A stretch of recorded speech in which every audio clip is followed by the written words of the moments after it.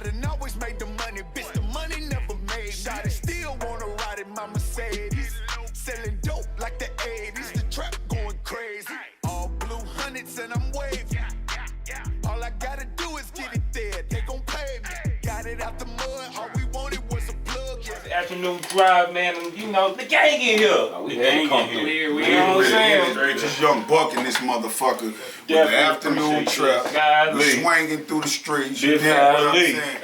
No better time other than to pull up right here on the afternoon trap. Brought the All-Stars in for the All-Star weekend. You did, we bring them into the building. Already, this your boy DRUMMABOY, man. Big boy Fresh, man. You know what I'm saying? We got legends in here right now. You know what I'm saying? For real, bro. I already had to slide up on homie real quick. He, nigga, 29 in this motherfucker. I said, nigga, the 80s was good to you. Like, nigga, I wasn't born in the 80s. Hey, we don't false claim. I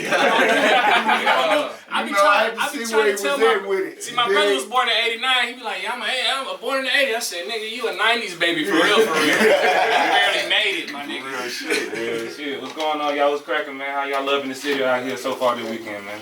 Drumma. Yeah, this second home for me. Yeah, we know it's your second home. It's my second home now, cause this nigga done, between him and Boosie, them niggas done made me, you know, basically get up out of Cashville.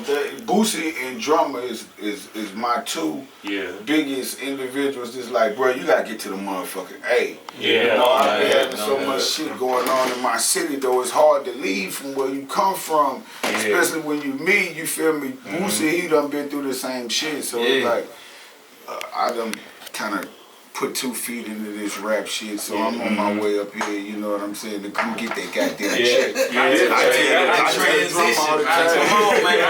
I gotta be here to get the goddamn bag. I ain't here for no play, none of that shit. If you don't get it, somebody else will. Somebody else will. The man gonna be there. You ain't fucking there, and you can't complain about not getting it. Damn it. So I figure if I'm here, then you hear you out the way. So and this built for us. I tell a lot of times, like Atlanta is built for us to come together and work together and get money together. And, you know what I mean? It's a lot of black businesses and a lot of bad bitches. It's so much history that's left for us though, for real. On the real tip, like it's so many black businesses.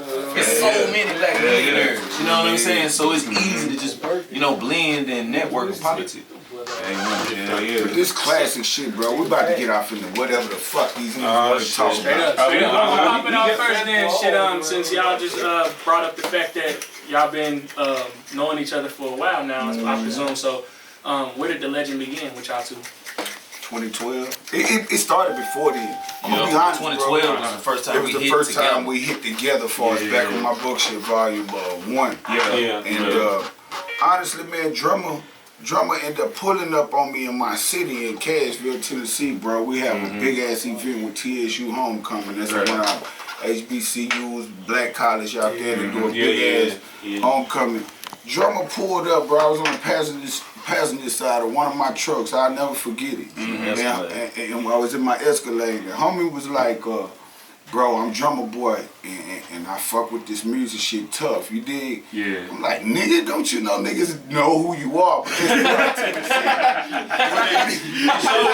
But look, he heard me about Gotti and all these folks, but that's one thing, man. I ain't never get caught up in each other before. I don't get caught up in who I am or my name or this or that. I'm like, hey, bro, DRUMMABOY. So I'm always introducing myself and telling my name. You know what I'm saying? Whether a nigga know me or not. Yeah, that's humility right there. And homie just a real humble individual. I'm like, nigga, you know who the fuck you is?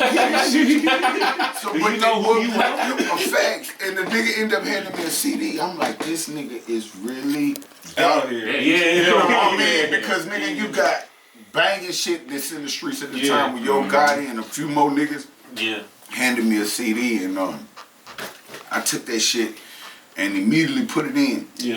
Notice I said CD though. Niggas wasn't even streaming and shit. You dig what I'm saying? Nigga had me a CD. And I threw that motherfucker in, man. I damn near wanted to turn that goddamn truck around and say, hey nigga, we going to the studio right now. But real facts though, I took the music, I listened to it. That shit was like 05, 06. 05, 06, every bit of it. And I was kind of really I ain't gonna say my peak, cause I'm just headed to my peak. That was your G-Unit days, But right? that was my G-Unit days. You dig what I'm saying? It was a million fucking people pushing the car drummer like that. Everybody trying to get the bro. You know what I'm saying? It sound like, hey, bro, drum, whoa. I mean, about it. You know what I'm saying? And dip. But I took that music and I'm like, I was already a fan of some of the records that I had already heard from Yo Gotti. Yo Gotti was like the streets even back then. Hell yeah. Fucking with a lot of shit. So, you know, I'm like, bro, I gotta get up with homie. And probably, man, honestly, about probably 8 months to a year later, man, I'm running around. I stressed out the bro, like, bro, let's get to it. Yeah. And shit, bro, we've been locked in there since. I be coming to Nashville. First song I put him on was Round Me. Welcome to My City Volume 1. And that was like just a dedication. This for all the niggas that's dead, all the niggas that's lost. You know what I'm saying? Just pouring my heart out just cause all my niggas are OGs. I got a lot of niggas that's gone, I got a lot of niggas that's here.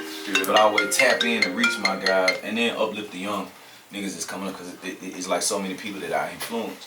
So I still get that and be wanting to uplift these niggas at the same time. You gotta love how thriving Memphis is right now, guys. Whole world sound like Memphis right now. I mean, you can name niggas for a while. I think Gotti, bro, salute to Gotti. He put a lot of real niggas to the table with this shit. And even Dolph, you know what I mean? Dolph came and got one of my producers that I kind of take a lot of credit in regards to giving his music to the world, which is Bandplay. And he produced a shitload. He produced a shitload of music on my mixtapes and shit that I was kind of giving away for free. He grew that attention enough. And see, my whole thing at that time was just about getting these boys' sound exposed because I wasn't in the best position to be able to get them to where they needed to go. So it's one of them things like you scratch my back, I scratch yours, and then Dolph ended up coming through and snatching them up, giving them a real situation. So he running through the city doing this shit right now, and I salute that. You did what I'm saying. Shout out 36 Mafia too. Shout out 36 Mafia, Juicy J, DJ Paul. I mean, them is the real legends. Them the originators. Especially the sound today and everybody who's sampling everything. What the hell Cole at? No, we had this little debate and I was trying to tell him like shit. Well, I feel like he was just fucking trolling me.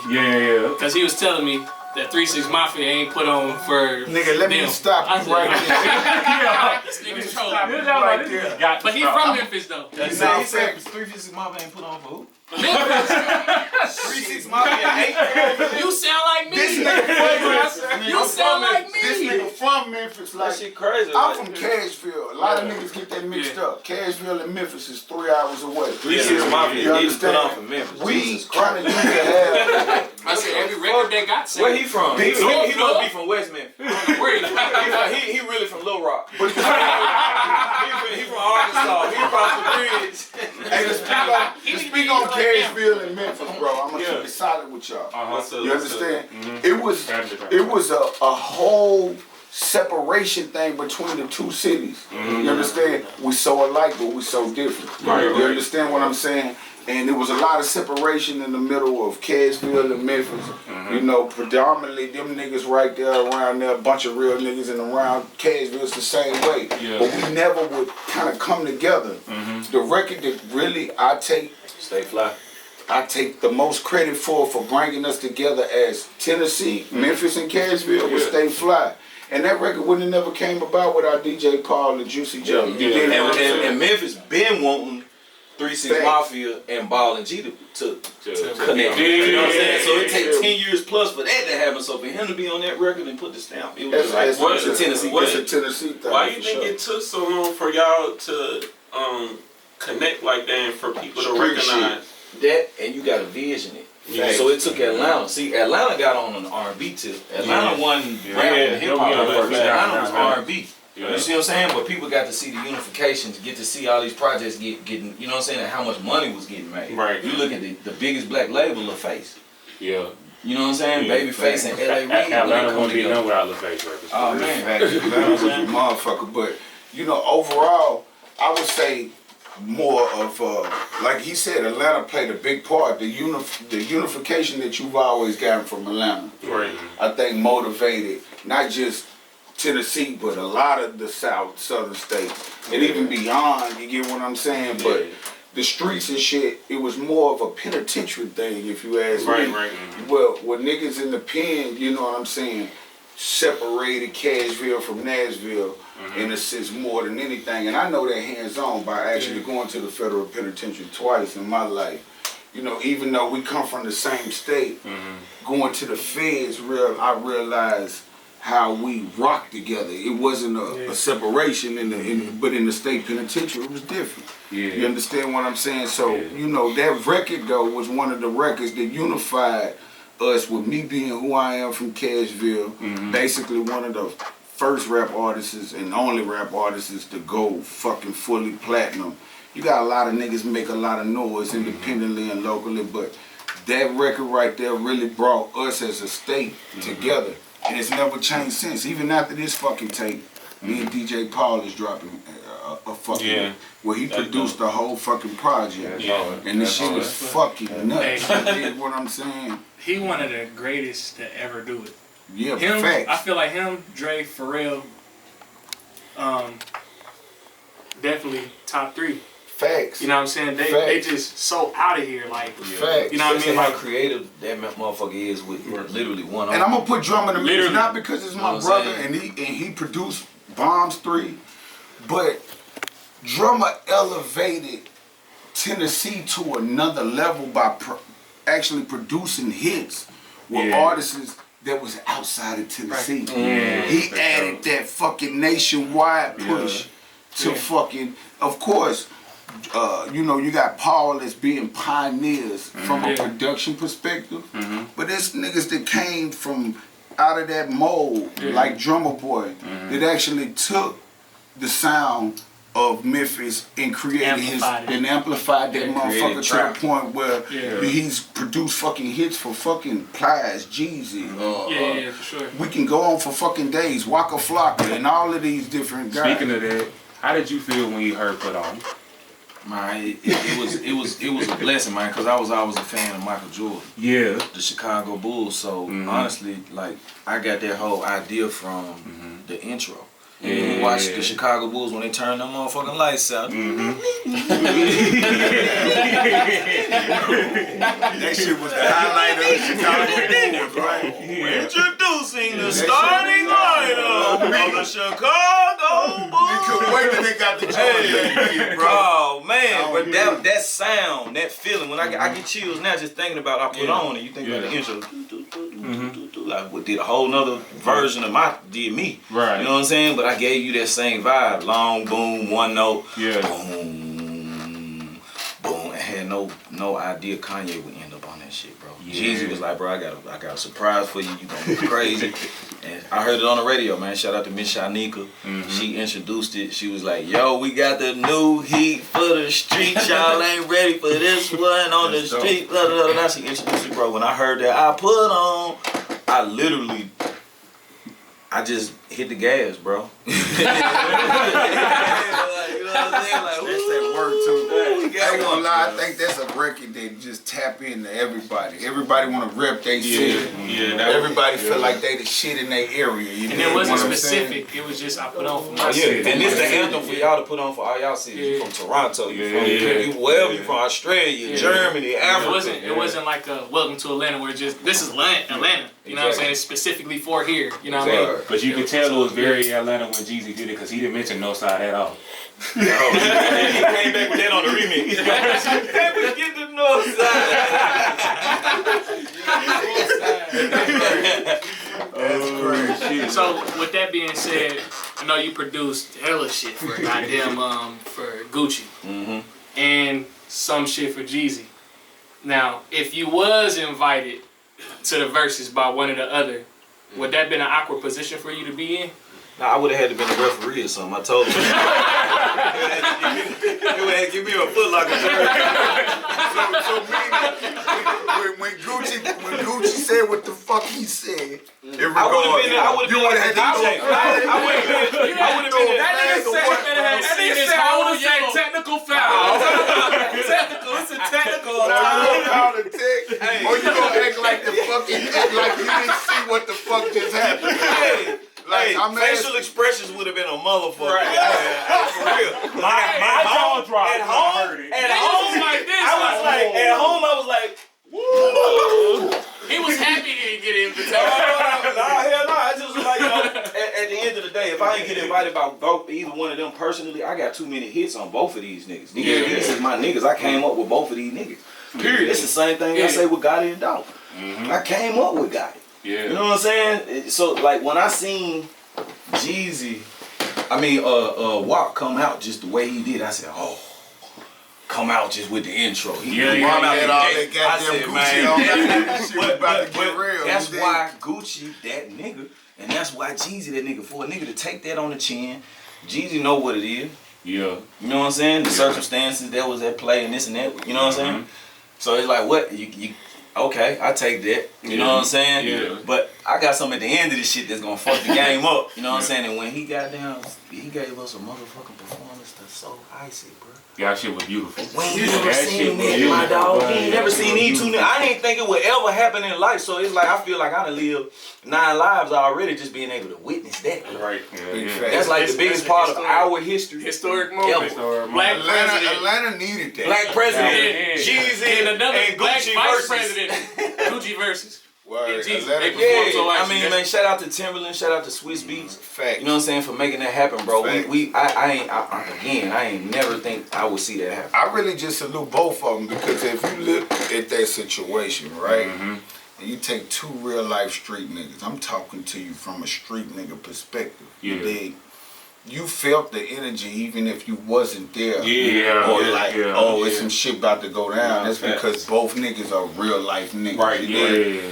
But what I respect the most out of both of them is not the fact that Gucci spoke how he felt at that goddamn time, but the fact that Jeezy was solid enough to speak how he felt, and then them both being real niggas come to an agreement and find a common ground to give us what we got, which was the whole shit without no bullshit and them performing together. So And going to the club that night they went to the club with that night. entourage, and you seeing both sides of the club popping. You see Jeezy on this side, Gucci on this side. I said, one in the air, like you know what I'm saying. Again, bro, I thought I was looking at a dream.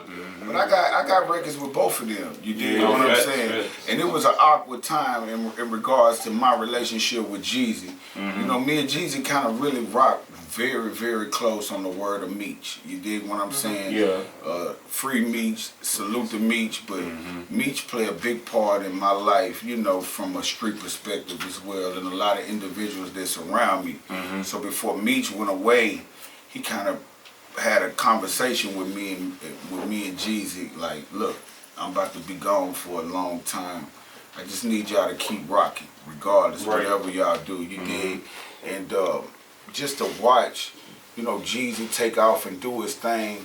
At that time, it was one of them things where Gucci had a lot of knowledge of how I rock with Jeezy, but he never showed me no different respect or no different bullshit ass energy. Energy never changed, and it led to him even reaching out and putting me on a mixtape record. I forget exactly the name of it. Google the motherfucker, but we ended up doing a record where he ended up throwing me on a feature record with him, and you know, I've always rocked with Jeezy, so you know, I put him on my album, and he put me on one of his records we did with me and him and Trick Daddy, straight up one of the biggest street records at that time that touched bases. So I really salute both of them dudes because I don't really know know Gucci as much as I've, you know, rock with Jeezy. Right. But I got a lot of real respect for Gucci because he's a real nigga. He's a real one, you know, and we rare out here, you dig?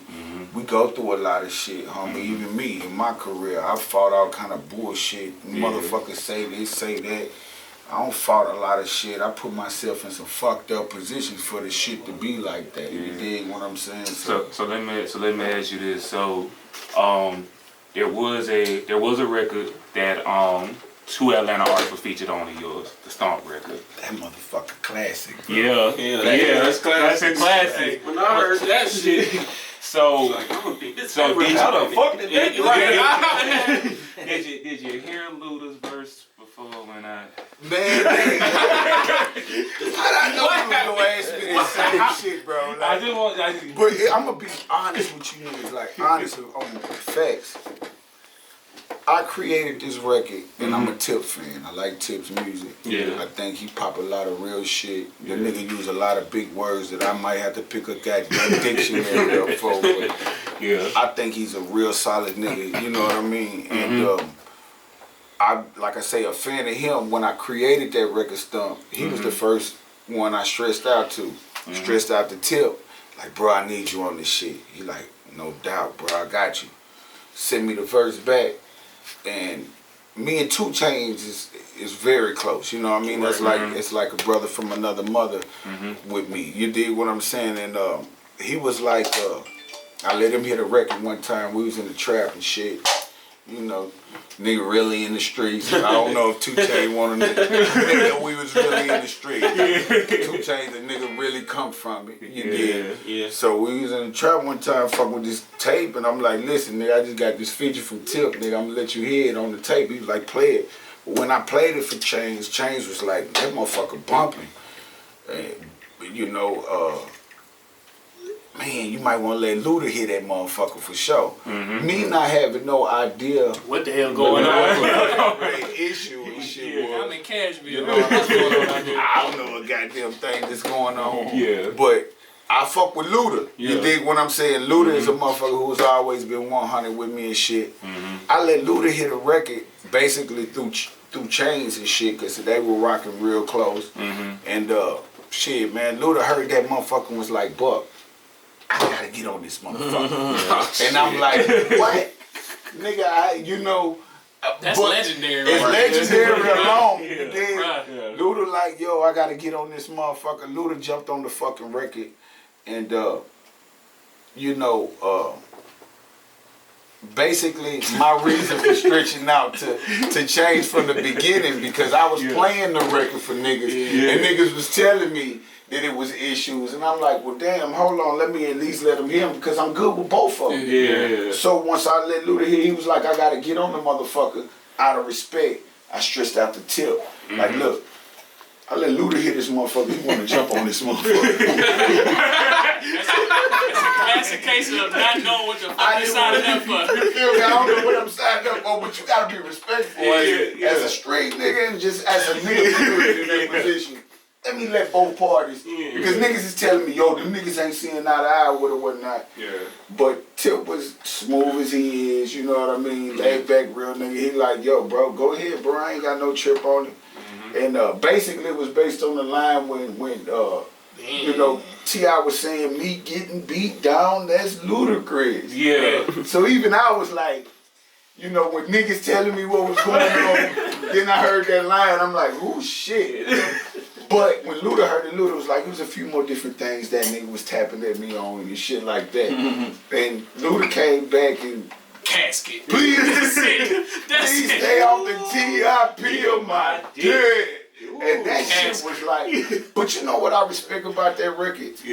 For one, it wasn't nothing that created, like I tried to be. It wasn't like them niggas became the blows, shooting out at each other. It was a quick little battle. Quick little battle. And it was classic. It's classic. It was classic. What I'm classic. saying? Real, cause the only awkward shit out of that record that I dealt with was the fact that once it came time for me to actually put it out on my record, them niggas had squashed the beef. And I think T.I. had basically the label he was with at the time was like, look, them niggas done squashed that shit. We can't clear his verse to be on the record. So I had to put Game on it. So if you grab that out, you understand and you hear, you'll see Game is actually on the Stump record, versus than what the streets really was really fucking with. The DJ had that copy and just went You getting this bad, she in the street. Niggas is knocking that shit to this very day. Like if you ain't never. I don't even think I've heard the Game version, honestly. Word. Yeah, I don't even listen to this shit. Like, it's like, nigga want to hear Tip and Luda, you know, but like it got pushed more of where it was started from, even though on my album it was branded kind of like a different way with having to put Game on the record, but You know, like I say, man, those shits like this is classical moments. Yeah. You Where's you in game relationship like these days? It's always been 100. I ain't spoken the game in a while, right? Yeah.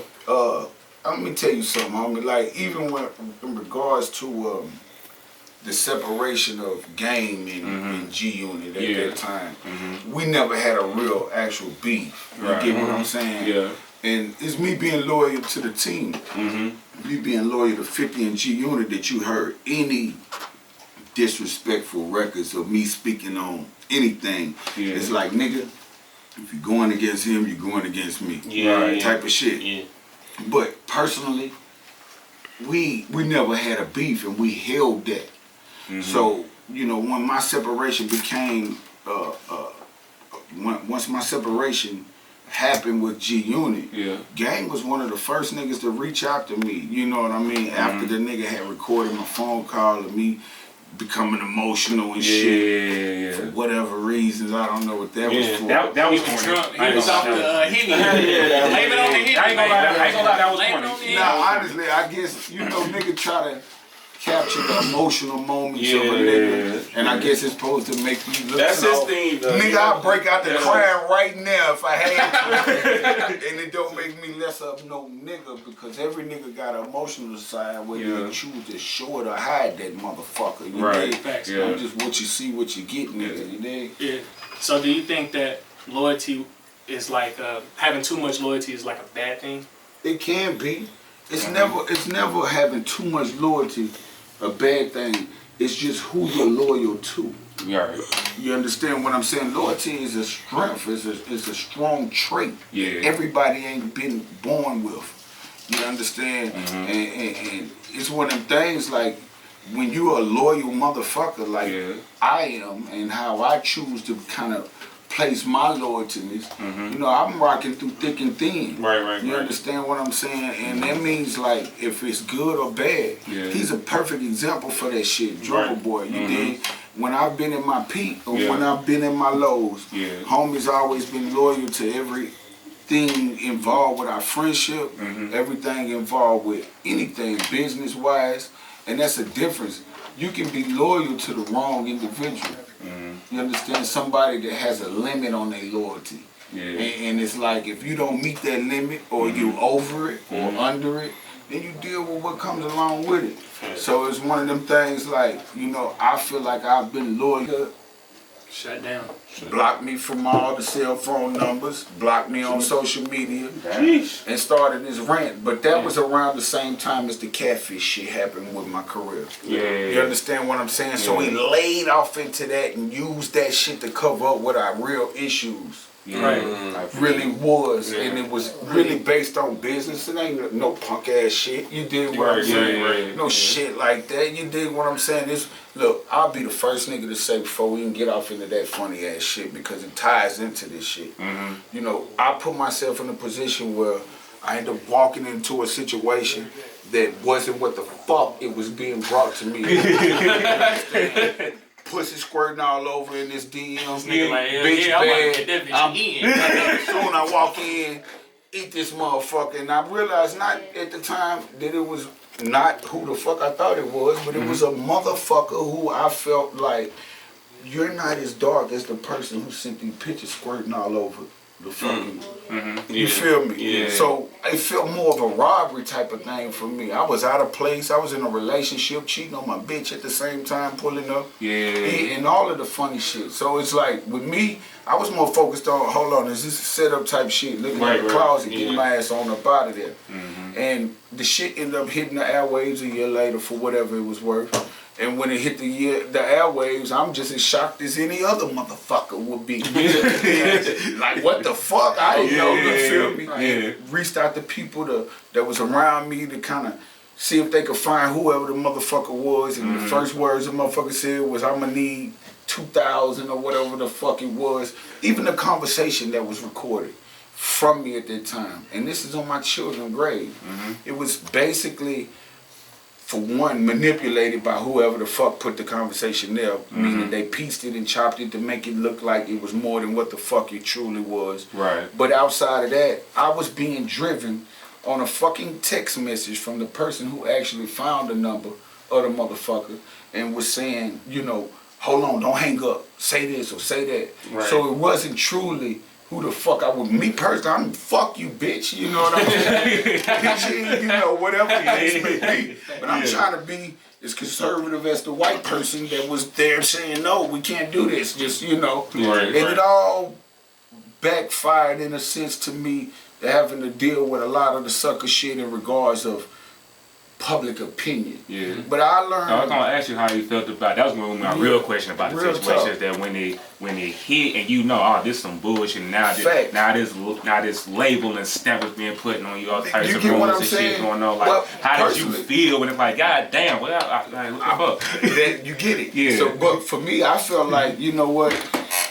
Whew, this shit finna be a long ride. You get it? Because I give so much respect that I go for no disrespect. Yeah. And I felt like some of this shit had got to a point where it's gonna get out of hand and a motherfucker gonna bring the disrespect based off of this bullshit. Yeah. And it's only so much I'm even take whether I'm up or down. So as a brother, Buck, you know what I'm saying, how did you feel like during that moment of time that he was going through that, you know what I'm saying, what was your position or what did you try to do to aid, or could you do anything at the moment? I mean, it ain't nothing to do. You gotta let a nigga breathe and go through what he going through. Yeah, you know what I'm saying? Because at the end of the day, this is a situation he brought upon himself. Yeah. So, you know what I'm saying? He gonna walk through that and shit. When it's time to make this music, nigga, shit. Be right back. We on that. You know what I'm saying? It's just like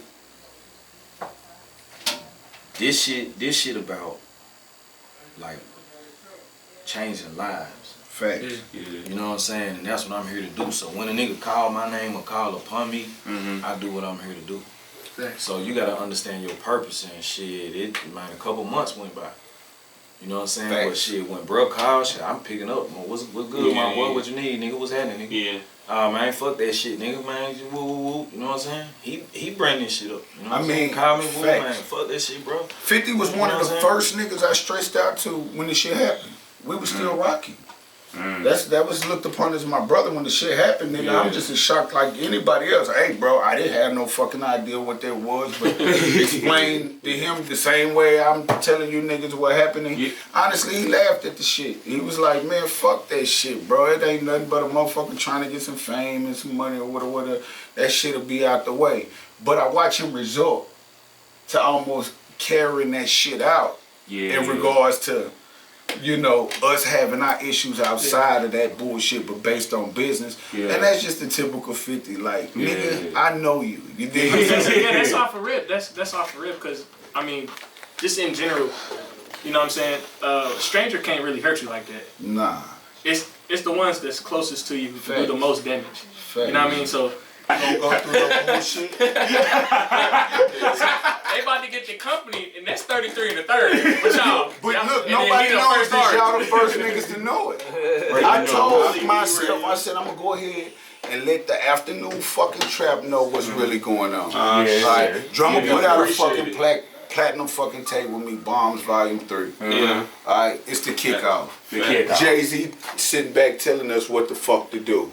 Ross sitting back just counting and rubbing. He in the box up there. He in the box. He in the box up there. With some lemon pepper wings. You feel me? With some fucking lemon pepper wings and shit. He chilling like. And once I seen the fucking check from each one of them, honestly, this nigga was the first to give me my $5 million. Jeezy was like, yo, the nigga Drumma gave you $5 million, I'ma give you 10. The nigga was like, yo, for real? And then the nigga Ross was like, yo, bro, I'ma match whatever Jay do. I'ma match whatever Jay do. You should be like, you know, so Drumma gave me 10, so you that'll come back. It's on paper, that'll come back. But Drumma, you so now y'all got it. Breaking news. It's the biggest shit in the world. Breaking news. Right here on the afternoon trap, damn it. I signed to Jay-Z and I signed to fucking Rick Ross and DRUMMABOY. I got 3 niggas who want that motherfucking money back. I gotta recoup 3 fucking times, niggas. So I'm out here working like a motherfucker trying to make sure Bombs 3 get to the fucking streets. Facts. So DRUMMABOY, you we done talked about some things Buck went through, bullshit he went through. what was some things that you went through in the industry that was kind of like gave you a headache, kind of bullshit and things like that? For me, it's always business. You know what I'm saying? I think that's what set people back the most.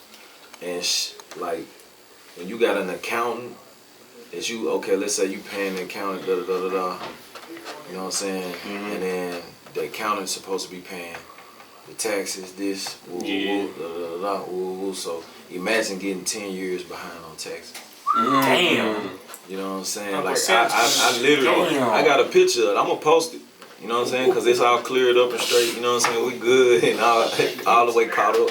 You know what I'm saying? And doing quarterly payments even for future years now. You know what I'm saying? So I'm on a complete different system. You know what I'm saying? And that's another segment that we can talk about. Right. You know what I'm saying? But just having an accountant behind my accountant. Man, even having a lawyer behind my lawyer. I'm gonna be honest. I ain't gonna sit here and say, look, I'm gonna break it all the way out. Bro, I told you I'm coming in here. I'm gonna tell them, bro. The nigga's rich, bro. Any kind of way y'all wanna take it, the nigga's rich. Bro, the accountants behind accountants, he teaching me how to fucking handle my fucking money smarter and all of that shit. All this shit. Hey, this nigga's a brainiac, bro. It's crazy. Hey, look, Facts, so I looked at my bill and I'm like, damn, how the fuck, what the fuck? I owe $550,000. You know what I'm saying? You see a bill all at once. This ain't no car note. You know what I'm saying? This ain't no mortgage payment. This ain't this or else. You know what I'm saying? You go to jail. You know what I'm saying? So okay, bam, this $550, and basically having to check down and run around and woo, and you know what I'm saying. But soon as I post a nigga on Instagram, cause all the athletes was following this dude, I get my money back. Yeah. You know what I'm saying? So it was just like a process, and you know what I'm saying. It's a long story, but I would say, you know what I'm saying, paying your taxes. You know what I'm saying? When you get this lump sum from the label, you just got $1 million check. First thing we gonna do is make sure mama's straight, family straight, kid, that we buying jewelry. Man, tell them to take the taxes out off the top. You know what I'm saying? Tell them to take the taxes out. Yeah, man. You know what I'm saying? I'm a victim of that. Take the taxes off the top. That's very key. You know what I'm saying? When we get these lump sums, we getting a lot of checks. A lot of people investing in us, black businesses. You know what I'm saying? Make sure you paying your taxes. You know what I'm saying? Facts. I'm a big victim of that, bro. And honestly, bro, coming in, bro, I come straight out the fucking streets, bro. So once I got the opportunity given to me through G Unit, and I was blessed to actually make money from it, I did every fucking thing I was supposed to do, and every goddamn thing I wasn't supposed to do. You know, I got my moms and shit out the hood first and foremost, took her from the projects to this big nice ass house, put myself in a big nice ass house and cars every fucking where. And honestly, once me and 50 had a falling out, you know, my business account manager, my business management was the same as his. So I didn't control everything, and I didn't even give myself enough time to actually find the knowledge into doing something as big as filing your own fucking taxes or So when we fell out, homie just was like, you know what I'm saying, stop working for him. So we went 3 years past of me fighting all of the fucking phone conversations that the nigga recorded and all the bashing that he doing. I wasn't making the same kind of money that I once was making. And then here come Uncle Sam. I ain't expecting nobody to be. Uncle Sam like, look, where's ours at? And I'm like, what the fuck you mean, where's ours at? What I owe y'all? And once the amount of money that they said that I owe, shit, I even went like I could reach in my pocket or go in the bank account and get. So that shit led up to me having to file bankruptcy. And that bankruptcy, different fractions of the fucking bankruptcy led to me actually getting my fucking shit confiscated out of my home. Shit that I work hard for and being auctioned the fuck off. At a point in time, based off of me not being a person who was smart enough at that time to control this business, be on this business. And that's one thing I say about Drumma. Drumma won't allow not just himself, but what he tends to fuck with and who he loves. He's gonna make sure, you know, that you own your business. It's business first with him. That's one thing I'll say. 100. And even when it comes to Bombs 3, right? the tape that we got out, just fucking the streets up. I hope you niggas playing my shit Oh, like yeah. a motherfucker. My shit, I deserve this shit, homie. My favorite songs is Wavy. There you go. That's one of I pulled up playing that. That's my favorite shit. Wavy is nuts, bro. I like Ashtray. I just like the story on Ashtray. Yeah, for sure. I like that story. Even the first record with Drumma. Fact. I didn't expect that shit. I thought you was just featured on the beat. I'm like, oh shit. But then I had to really remember, like, damn, you just dropped the fucking project right before. It was like right before or just like when COVID was hitting. Yeah. Thanks. Yeah, I did check that out too. So I forgot about that though. But even with that fucking tape, bro, like, Drumma said something to me that's gonna stick with me for the rest of my fucking life. You dig what I'm saying? That nigga was like, I'm telling this nigga like, yo, bro, this motherfucker classic. Because honestly, he put this project in his hands. Yeah. He went and got this motherfucker mixed, mastered. He put a lot of the bread behind this project. You know, based on the fact that he believed not just in himself, but he believed in me just as much as I believe in my fucking self, you know? So homie, like, bro, it's time. Now's the time. Yeah. Fuck all that bullshit, bro. You got to, let's go. He one of them, you feel me? So, you know, immediately I push, but more than anything, I'm telling this nigga, yo, bro, this is one of the classic tapes that I've done in a minute. You feel what I'm saying? Yeah.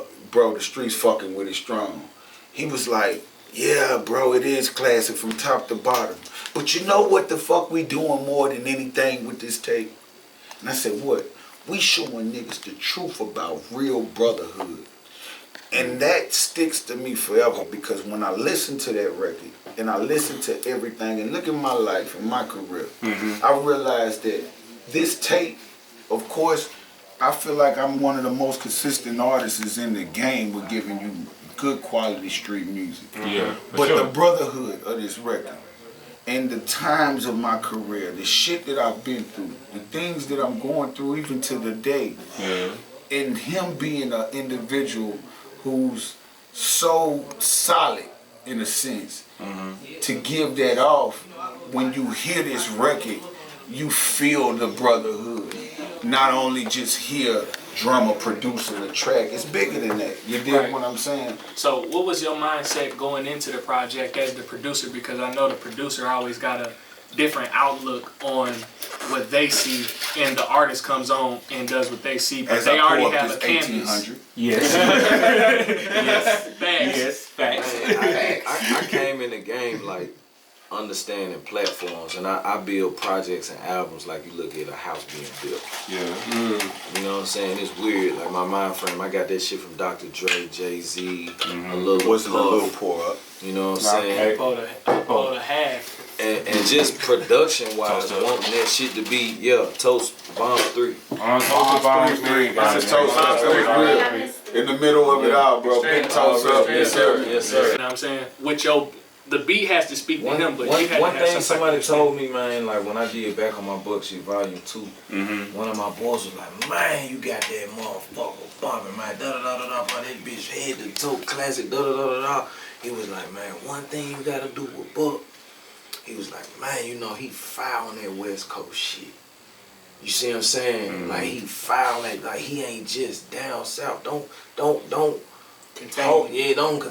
contain him just in that, and it just trap, just down south, you know what I'm saying? Yeah. So in this project, like, I feel like we was able to mix and blend a few more worlds and paint a bigger picture that's globally, you know what I'm saying, relatable.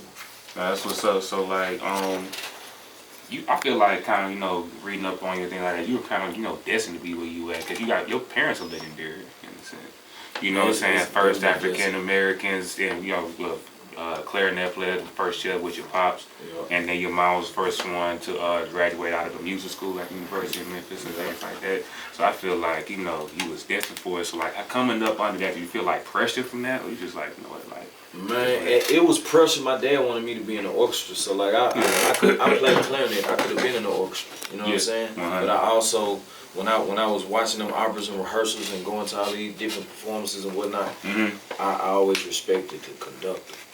I was like, damn, whoever that dude is, man, in control. I was like, man, he in control of every instrument. Yeah. You know what I'm saying? He make the trumpets do this, and then he make the strings do this. You know what I'm saying? I was like, and so as a kid, that's what I wanted to be. So I always kind of grew into the conductor, and man, thank God I had an older brother, R.I.P. Insane Wayne. He put the beats on me. He showed me the beats. You know what I'm saying? R.I.P. man. That's one of my biggest fans, man. One of the realest ones, man. Rest in peace, Insane.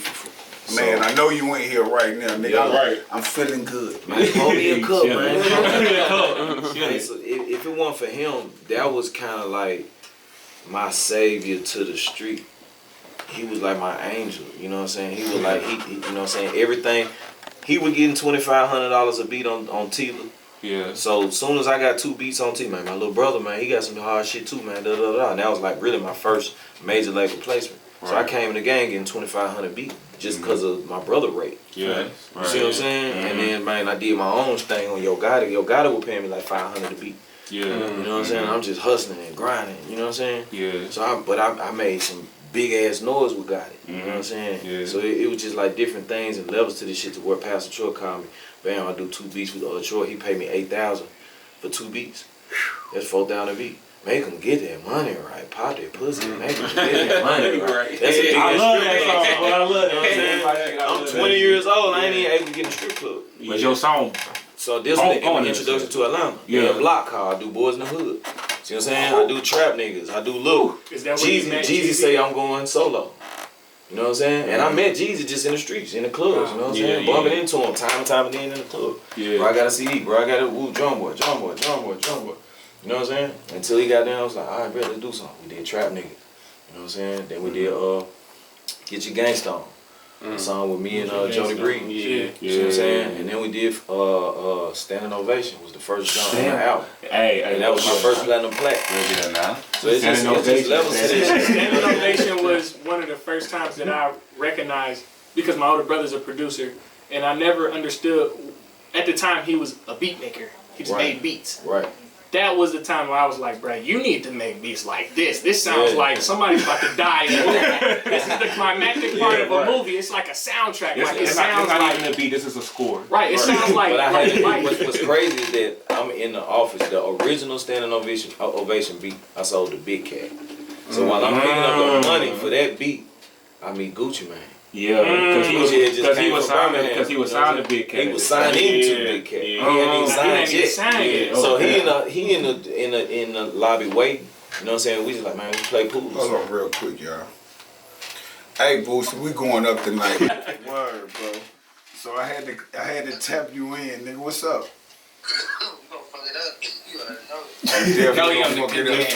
And the fact is that we hopefully the nigga schedule crazy, so we're gonna finish this video hopefully this week or whenever he move and do his shit. But I just had to click my partner in real quick. Shout out Boosie. He shot a video here, Playhouse Studios. He know Playhouse Studios. Okay. We at Playhouse Studios. They say you shot a video here before.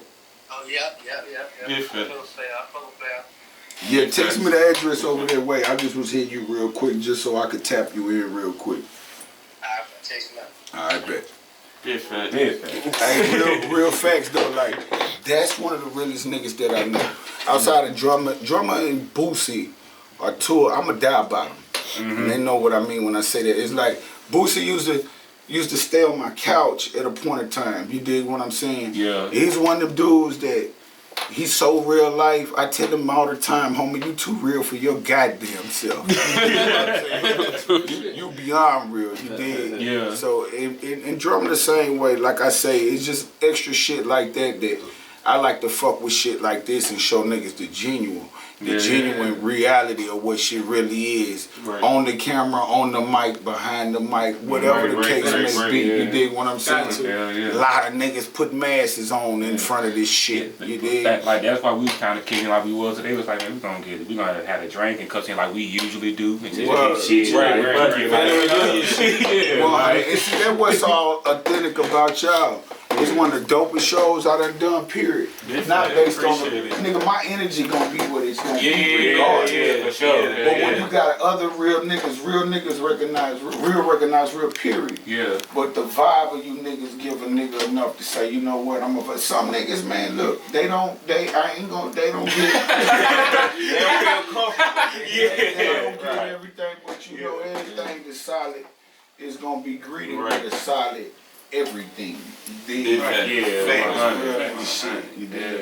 So we talked about the Stump record, but you also been in the middle of part of some legendary beat. G-Unit, Murder Inc. That shit was legendary. I don't even want to ask you. I know you held it down for G-Unit at the time because you was with them, but go ahead. I'm saying that was the past. Have you spoken or would you be willing to do work with Irv Gotti or Murder Inc. period? Boy, that's one question that I've never been asked in my life. From in depths of where shit went and how real life shit was and the part that I played, I wouldn't look for it.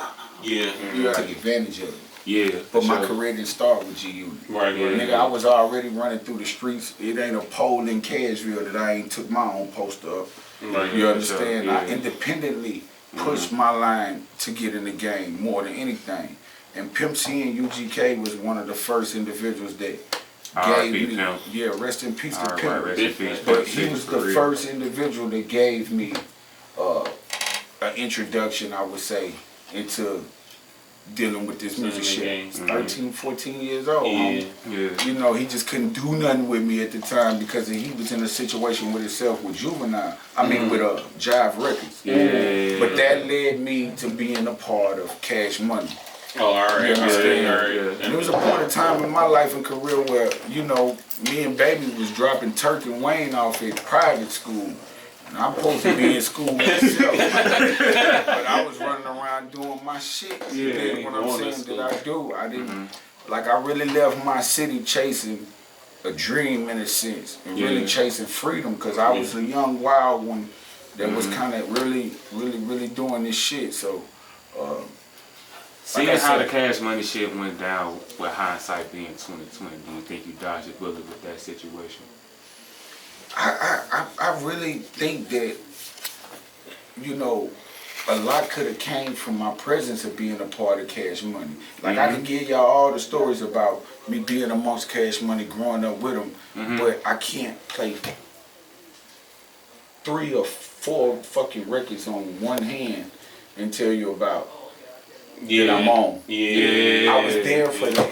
But I can tell you a lot of the real shit. Stories. The stories. So I think that not I wasn't good enough or not that I wasn't in the position where Baby was eventually gonna put me in that position. I think the success of the Hot Boys alone was so broad that became Baby's focus, which it should have been. You dig what I'm saying? And I was kind of moved to the back. And if you settle for it, it's one thing. I didn't settle for it. I went back home and was like, you know, I'm starting to feel like I'm turning into a tag along, you know, with the gang. So I just chose to make the decision to get back home and grind back how I was independently. So what was your relationship like with Slim? Because a lot of people talk about Birdman, but don't never really talk about Slim. But Slim the Godfather, really. Slim is a real. My relationship is just as solid as it is with Baby. The same way with Slim. I look at them as almost like my stepfathers. They kind of raised me into this industry. You understand what I'm saying? That's facts. You know, my relationship was real strong with Slim. You know what I mean? Real strong with Baby. And even though we haven't spoke or we don't hang and move like that, I'm a product of Brian Williams, bro. I'm going to keep it solid with y'all. You did what I'm saying? He gave me the game. He gave me the introduction to this rap shit. And I forever hold that right here in regards to that. Real talk. So, you know, at this point in y'all, and both of y'all careers, for both of y'all, so y'all done had the platinum plaques, y'all done had the peaks, the lows. What's the motivation? Like at this point, to a person on the, like a regular person, they'll be like, I mean, I done hit platinum, and they think a certain way, so they think like I would just be cooling somewhere. It's watching them. Go ahead, Drum. It's the love for me. I ain't fact.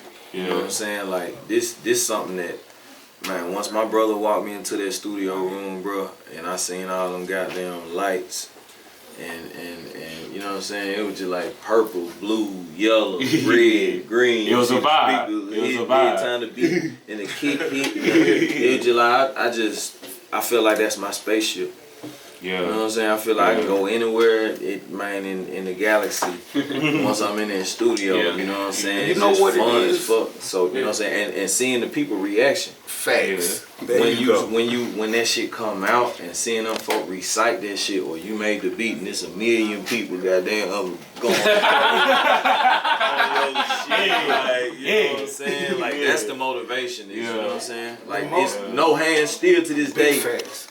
You know what I'm saying? People graduating to that shit. Right. You know what I'm saying? Going to prom, goddamn turning up to that shit. I seen a group of kids, you know what I'm saying? It's just that type of shit. I want no hands. The motherfucker where he wanted, bro, it ain't a nigga in the world that don't feel cool about doing some type of fucking drug that Future spoke about. Right. It's like he took it the way he wanted to go, but you know, Lil Babies, I really respect that nigga P over at QC. Yeah, he doing this. And how he rotate the artist Coach K, you know what I'm saying? That whole circle over there, bro. The Migos and shit like that. You ever heard of this dude named Vade? Vade. He from Ohio, Dayton. I don't know this nigga. Something. Look him up. I got to now. Look him up. Yeah. V-A-D-E. Vade. Look him up. V-A-D-E. Look him up. You heard of the nigga? I'm about to look this nigga up. Look him up. Look him up. You did? Yeah, he fired. Facts. He definitely fired. He just dropped a new single and everything. So Facts. last week. But yeah, bro, it's like these youngsters, bro. T Grizzly, I'm a Sada Baby fan. Yeah, I think that nigga right there. Sada bring Baby, a lot the of whole energy. character, that shit, I love that shit. Any match, he a real life nigga. Salute to Sada Baby. He's one of those, for sure. Man, shout out to Stateside Rocket too.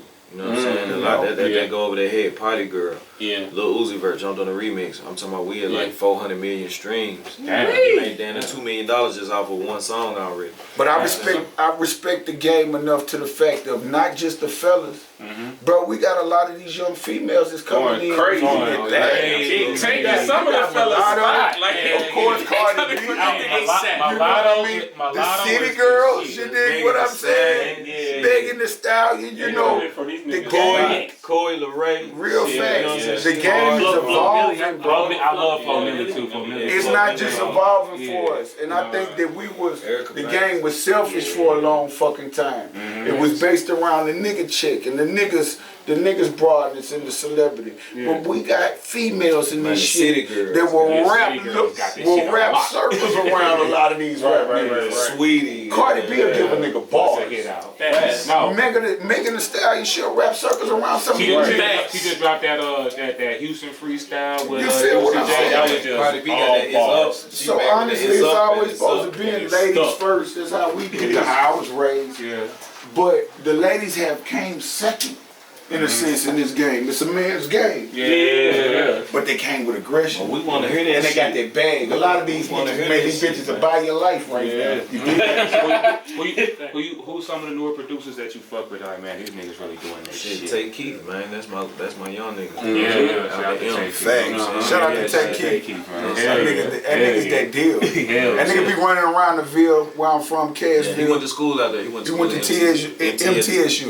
MTSU. So I done ran into Take Keith a lot. Yeah. And Take Keith is one of them real ones, straight up. Like, he's one of them dudes who never came out of character of who he is from a producer and a person. That sound he had that happen for himself. That shit like yeah. When you hear it, you like, oh yeah, you know that's the thing.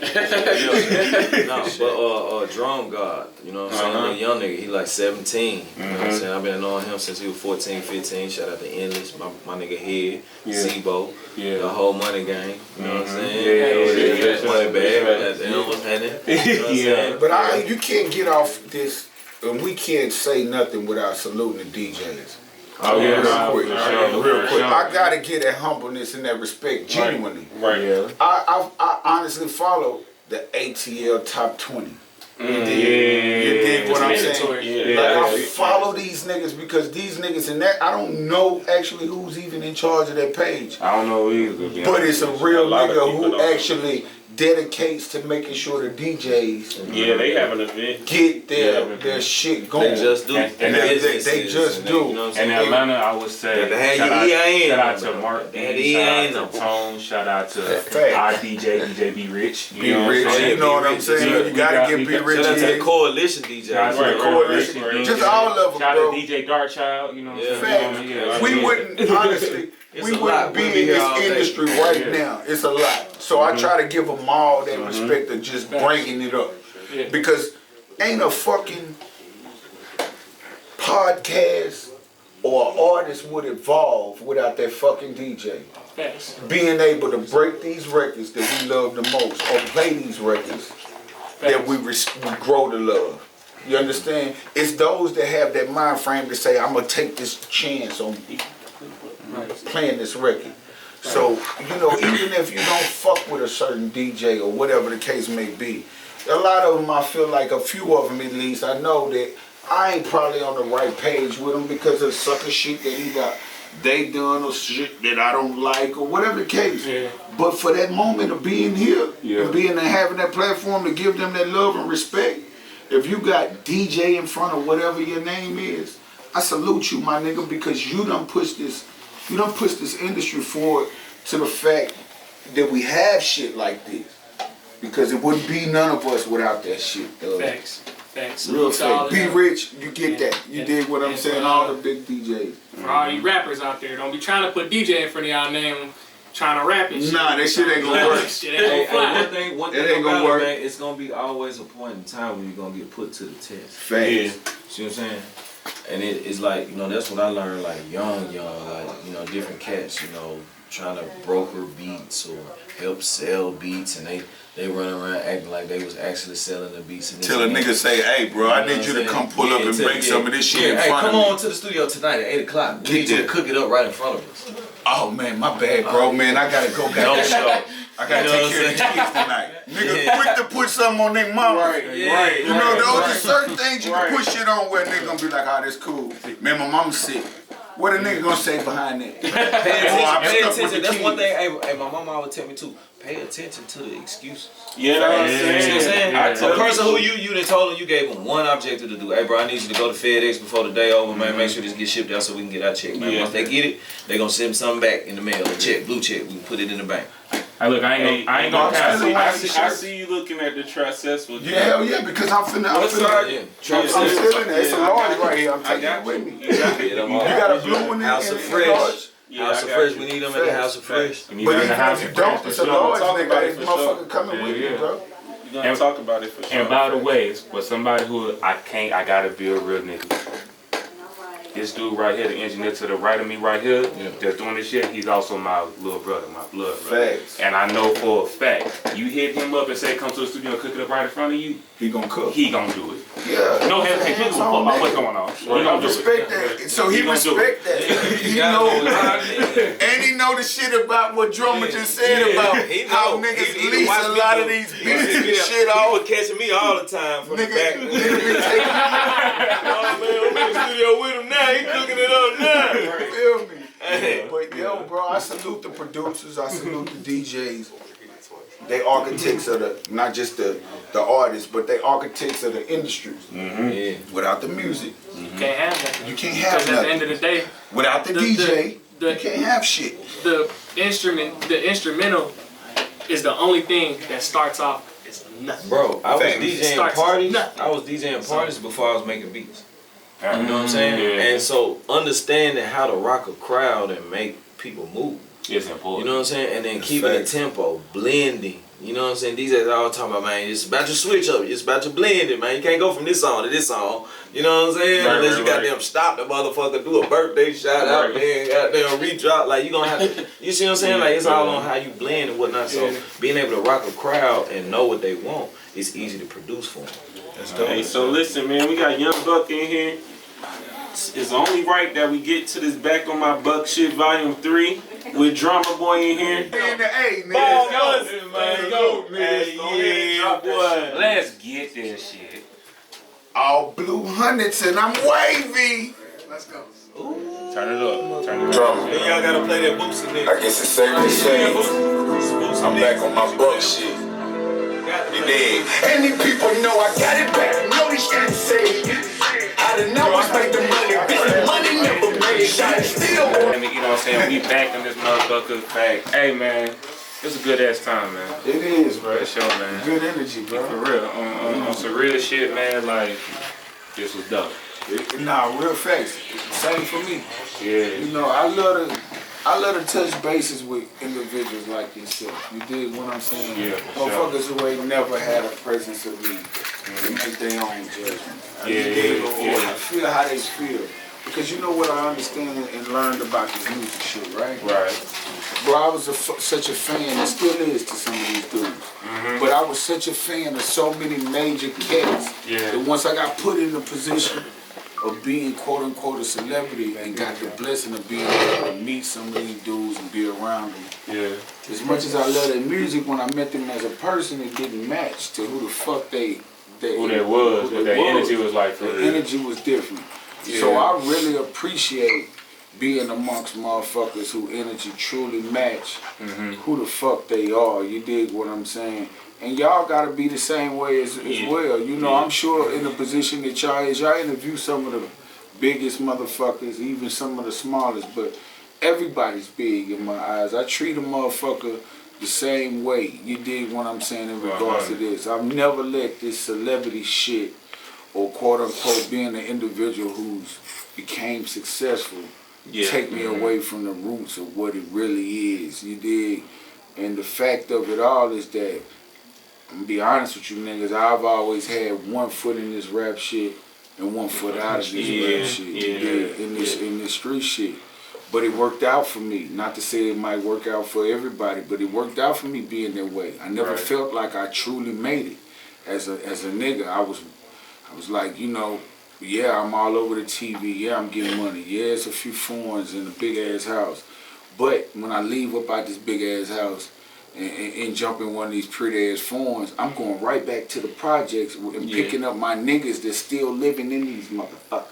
Yeah. Or in the environment that I come from, or niggas that's still in that motherfucker. Right. So it's like that right there made me almost feel like I've never made it.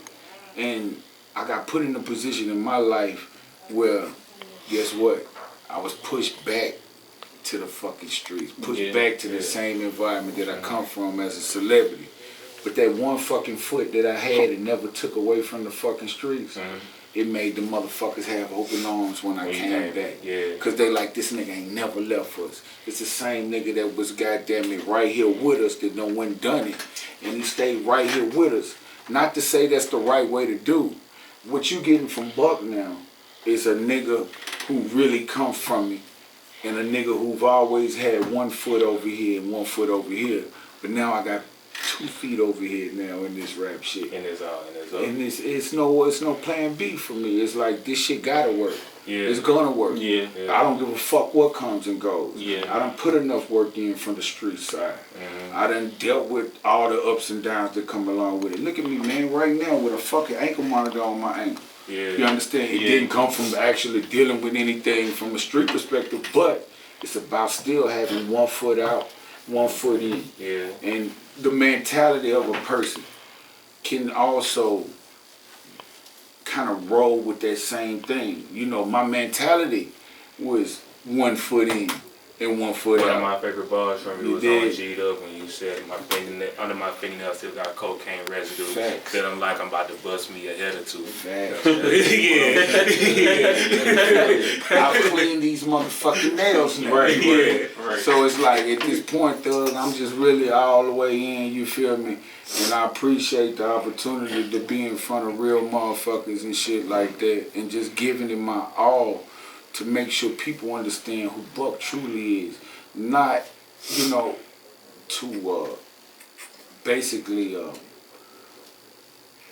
downplay G-Unit in any kind of way, but I've been a part of a group through my success. And even though I've had solo success by dropping 2 fucking platinum projects. Don't downplay that straight out of cash. I ain't gonna do that now. I can't do that. I've had solo success by dropping two projects. Still, as an individual, people haven't been in depth enough, I feel like, to actually know who the fuck I truly am and what I fucking come from. Yeah. In a minute, a lot of times you'll hear a lot of people say, bro, what up, bro, you from Memphis? You know what I'm saying? Not knowing I'm from 3 hours away from Memphis. Yeah. You know, whatever. And, you know, I get a lot of motivation. Like I say, drummers is really on my head right now. Like, yo, bro, you gotta get in these fucking movies, bro. Yeah. Your fucking life, bro, is a fucking movie. You gotta do a fucking, you know, and it's just kind of motivating me to say, you know what, let me go ahead and give them exactly who I am by actually putting 2 feet in this rap shit at this point and really letting you niggas know who Young Buck truly is and where I truly come from, you know. Facts. Who is Buck? Give us a small. A nigga that come from nothing to something.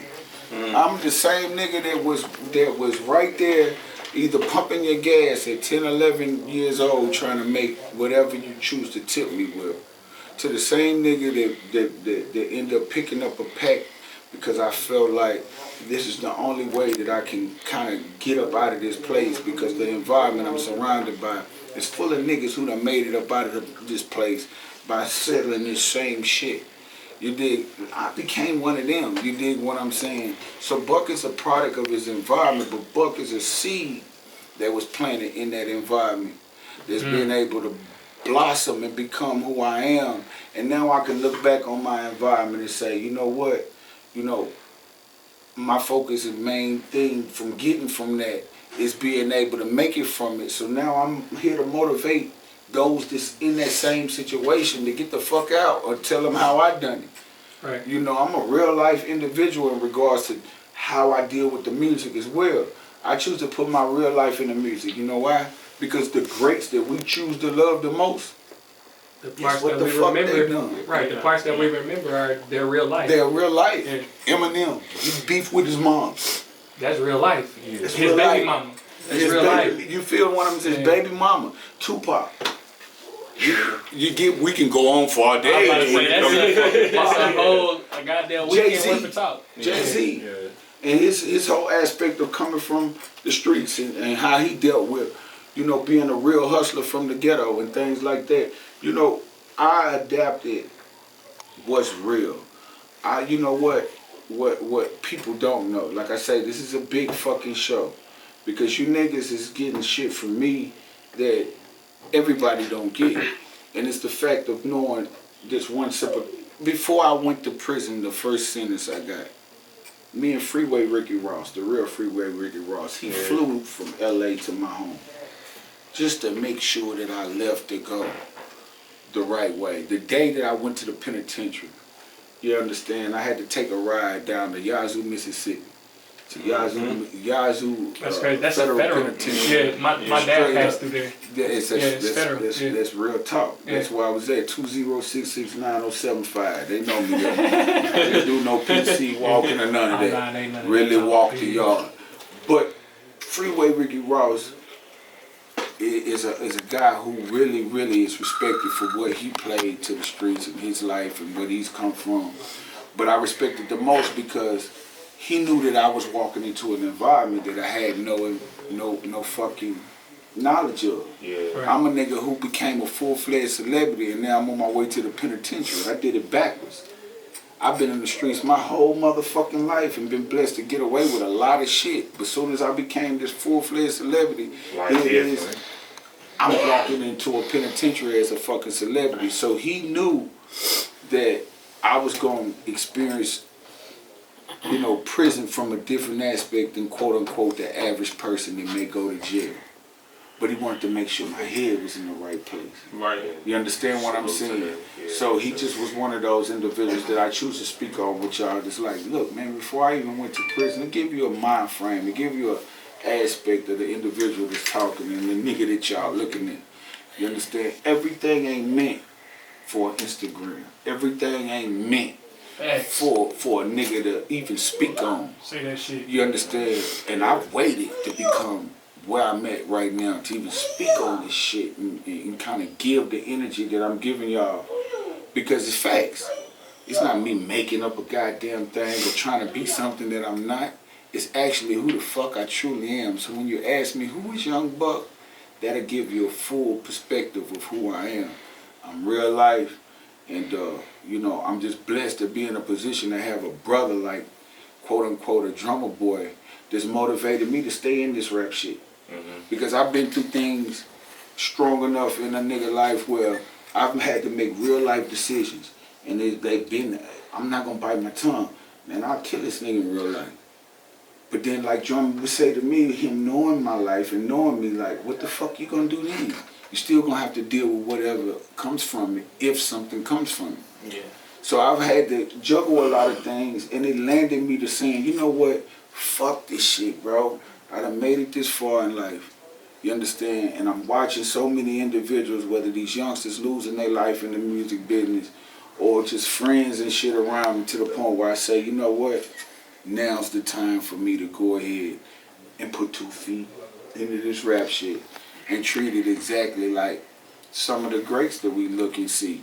Because it took them putting 2 feet in this shit. I don't give a fuck what they come. If they come from the streets for real, they had to make a decision to say, you know what, I'm gonna let the streets be, and this is what I'm gonna do.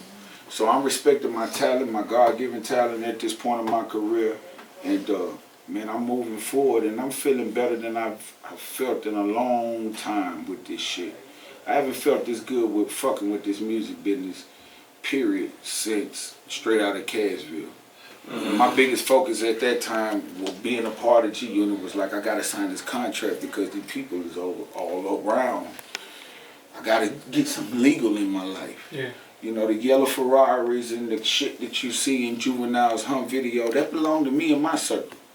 You understand me? Like the Hum video, the yellow Ferrari that you see standing back there and shit, and the black Hummers and shit that you see, the Humvee and all of that shit. We drove those cars from Cashville down to New Orleans. You understand? To make sure their picture was on place. Yeah. You know what I'm saying, at the time. So it's like, you know, I've had enough of juggling when I'm one of the greats. I'm one of the best. And I just feel like my consistency, my truth, and who I am as a person is going to take me to where I need to go. And you can't lose when you got somebody like DRUMMABOY that see it even when I didn't see it. That's why I say it's just about me always giving him that respect. I tell him all the time, I know he get tired of it, but nigga, you the GOAT. You the GOAT. I mean, you the GOAT. Not just based on what you do with the music. The nigga said something in one of the previous interviews that stick to me mentally. The nigga said, they asked Drumma, really this morning we've been doing press all fucking weekend since we've been here, you know what I mean? But this morning this nigga told these people in the interview, and I was like, I didn't know what the fuck to say. Because the nigga was like, they was asking me like, the same question, Drumma, who are you? You know what this nigga told these people? I'm a therapist. Wait, what? No, realistically, I'm gonna let you delve deep into that. But realistically, I understand what I mean because my brother tell me the same thing. You know what I mean? Because I am an artist, and when we creating, he's like, "What you want to talk about? What you going through? How was your day? What's been on your mind?" And he goes from that conversation and he builds on that. And I realize it's like, what problems do you have? Facts. Like shit like that. So it's like when he never said, "Oh, I'm a therapist," but I get it. You're gonna ask the questions of what you want to know, because those might be the things that I already know. I know what they're going through. I know this girl. All right. So bet, how am I get my nigga to feel like where he can overcome the world? Yeah. Facts. You know what I'm saying? Like, okay, damn, I gotta put a nigga in a mode like that, and certain people like him. They beat driven. You see what I'm saying? We here, bro. We here. Certain type of, you know what I'm saying? Because it's been plenty of times where I done sent him some shit.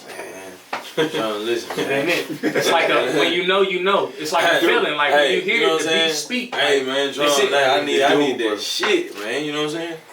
So I already, you know what I'm saying? We done been through them stages to where I already know, like, bro, this ain't a time where ain't no games being played. It's crunch time. You put as a producer, like, fuck all that, this my folder shit, I'm holding this beat for this nigga, that nigga, like, all that shit out the window, bro. I'm pushing play on everything and smacking like, man, come on, let's get this shit done. You know what I'm saying? Like, I'm pulling out, man, the Drake folders, nigga. I'm pulling out motherfucking money bag folders, you know what I'm saying? Everything. This young buck, my nigga.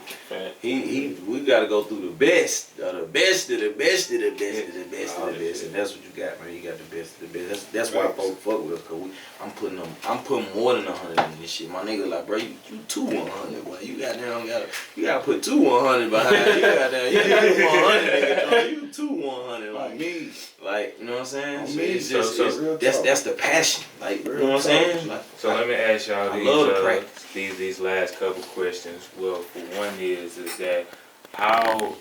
Well, I know financial literacy is important, but do y'all believe that should be part of artist/producer development when somebody gets a song? Yeah, that shit should be a part of the education of the kids in school. 90% of this shit is business. I went to college for music business, but everybody ain't going to college. Everybody ain't got a mama who was an accountant and know how to work money and make sure you know math, baby. I don't, all the other stuff. History is some bullshit, but make sure you know what I'm saying? Mama keep it real with you. Honestly, bro, I really feel like financial literacy should be a fucking course mandatory in fucking when you leave kindergarten. You don't even understand what the fuck you should be. But when you leave fucking kindergarten, you should be that should be the #1 fucking, because guess what? Yeah, life is given to us, and people like to say, money's not everything. Well, go survive without it, goddammit. Show me what your life does. They say money not everything, but then, other people who are able to make their money laugh, now you're able to take advantage of certain moments. Yeah. You see what I'm saying? Okay, the stocks are down. Okay, we got an extra 10,000. We can invest 2,000 here, 2,000 here. But financial literacy, whatever. Jump on certain real estate properties and shit like that. That's dope, bro. Like I say, that's why I say, bro. This whole shit has been real, and you can't make this shit up. None of this conversation, nothing that the people are hearing, nothing that you're getting from us, even that financial literacy. Like I say, it's one of the biggest things that I feel should be intertwined into life in itself. Little man, come here for a second. Come here, little man. Come here, let me holler at you. It's your son. I'm going to teach you something. Come here, little man. Let me holler at you for a second. Come here. We just want to ask you a question, bro. I know you're a youngster and you ain't really tripping. You over there with Pops. Let me ask you something, man. Okay. All right? Your dad, if you feel it's better for your dad to ask you, what's your name? Come here. Come here. You got to talk on the mic. What's your name? Little one? Dylan. Yes. Okay. If I ask you a question, listen to me. If I ask you a question, right? What's 5 plus 5? 8. No, we ain't there yet. 5 plus 5. Count it up. Count it up. Count it up. Let's go. Got 5? If we don't know, we're going to figure it out. 5. How many is it? If I got 5 hands right here, right? And then I got, look, 6, 7, 8. 9. And then what? After 9? 10. 10? 10. Okay then. So what I'm saying is this. I want to bring, it's a youngster running around the studio right now. Mm-hmm. What I want to show y'all is this. He's past kindergarten. If I ask him what's 5... I'm not past kindergarten.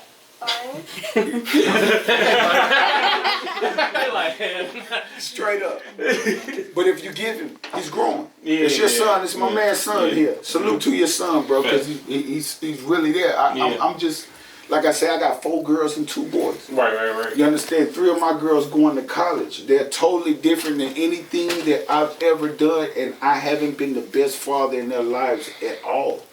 You get what I'm saying? But when we speak on financial literacy, the fact that God motivated me to say, bring little man in here. And what seemed simple to us to say was 5 plus 5. You niggas immediately say 10. But at that same fucking age, you niggas would have done the same thing the little man did.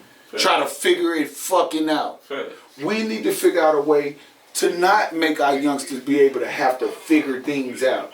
You understand? And the way you do it is by implementing it, since they're not doing it where you have to do it through the schools. Of course, we do it as fathers, as parents, and doing it in our home. You understand? And add that on, because when it's all said and done, homie, you can sit here and let all of this shit go over your head that I'm telling you. You understand?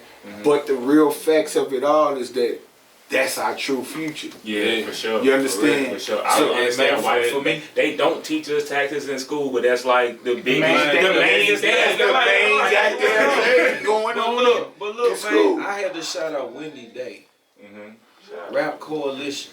That's my mama. Man, Wendy Day was living in Memphis. Yeah.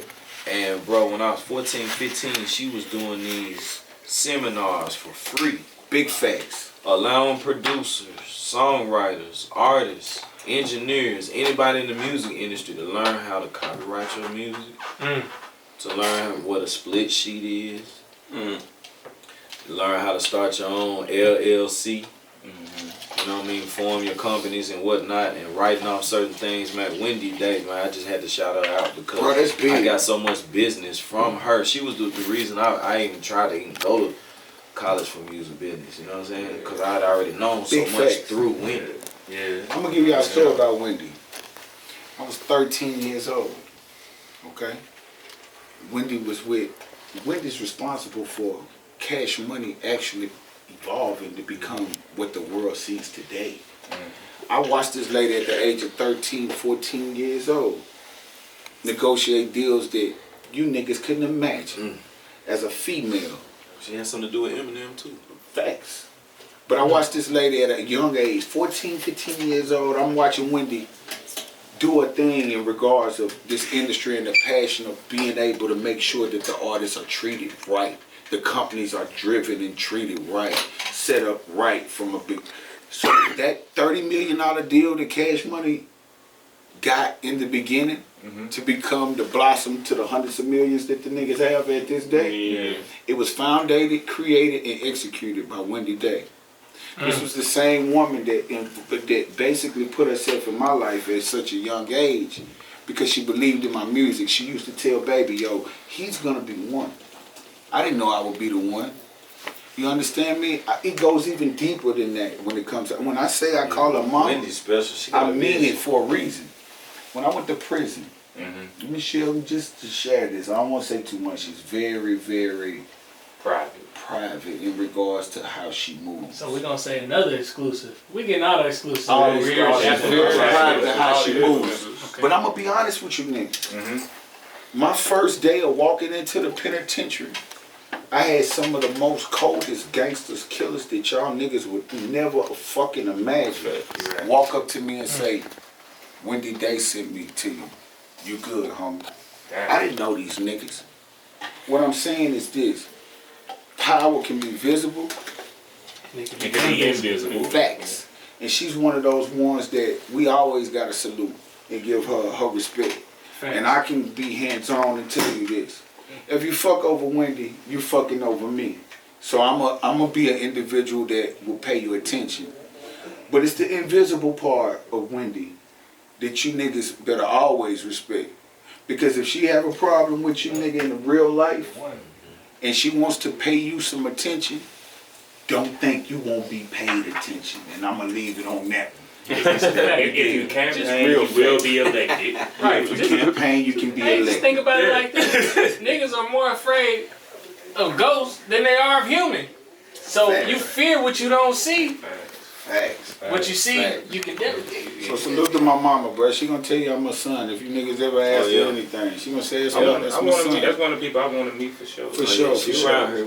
Yeah, she's definitely around. But so let me ask y'all one last question. The rap game, Griselda Blanca. Yeah. Hey, putting that title, that's Queen. Big fact. So let me ask y'all this one last question, man. This is gonna be the last question before we get out of here, and both y'all can answer individually. How's you guys' mental health? Man, my mental health excellent right now. You know what I'm saying? Facts. I've been through a lot, losing my brother. Mm-hmm. My only person I look up to walk like, talk like, be like. You know what I'm saying? But it's a blessing to see his upbringing. To see them kids, man, Lil Jordan, Devin, Raven, Selena. Yeah. You know what I'm saying? The 3 grandbabies he left, you know what I'm saying? it's 7 bodies. You know what I'm saying? And they doing amazing things and beautiful things. So shout out to his estate. You know what I'm saying? Still making money. It's crazy how much money he generating and doing now that he gone. You know what I'm saying? But that's that kept me strong and gave me more motivation to do what I do. Shout out to that. And may Allah bless you and your family and your journey to be without. You know what I'm saying? Because for females to be without that's without a father. That's a battle in its own right there. You know what I'm saying? They remember the most and a lot. You know what I'm saying? And that's a good thing. That's a blessing. At the end of the day, too, it's a blessing that your brother was able to teach you game before the unfortunate situation. And you could just live that on, and he looking down on you like he took off with it. Yeah. You a legend in the game. You a legend in the game at the end of the day, and you really can't. Even though you going and still going, you can't really hope for nothing more from a brother. So when a motherfucker asked me where my mental state is at, I said, "Look at me, nigga.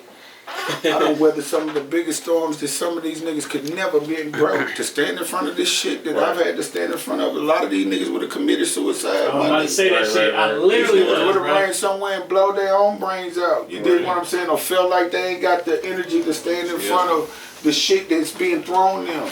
Me, I've always been a big factor and a big fan of, you know, the things you go through in life make you who the fuck you are.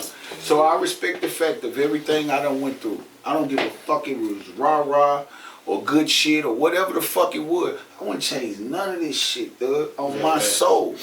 Because it's made me who I've become. And who I became is something that's right next to the greats at this point.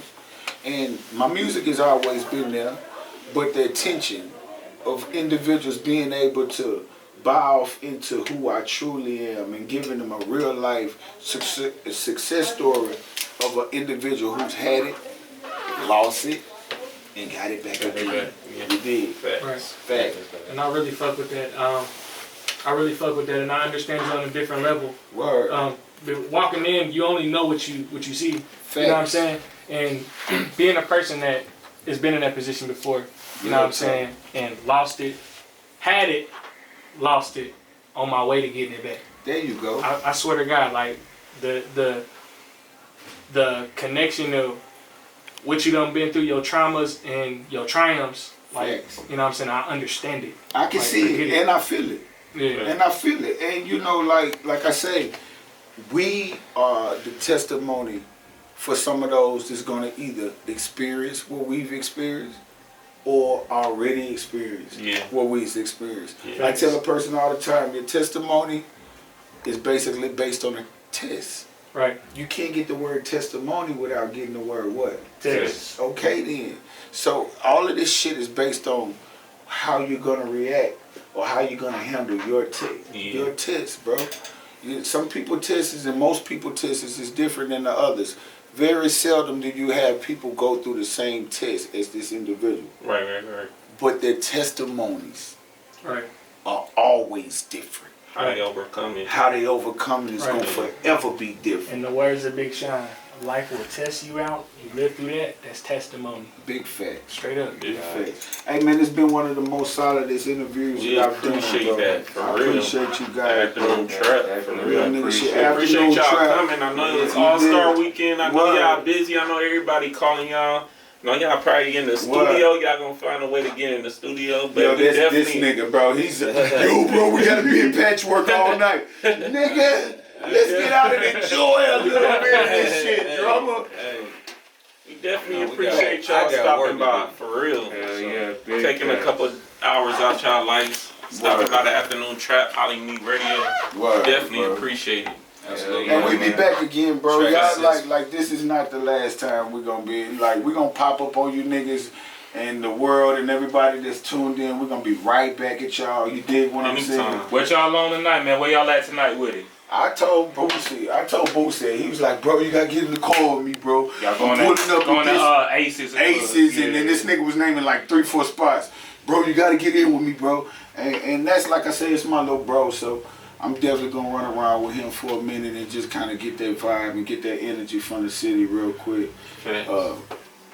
I ain't been out here in a minute. You get what I'm saying? So it's like I'm finna go turn up a little bit. I got that bag on me. Yeah. I gotta go up tonight. You feel? I guess it's safe to say. Y'all see what they say, right?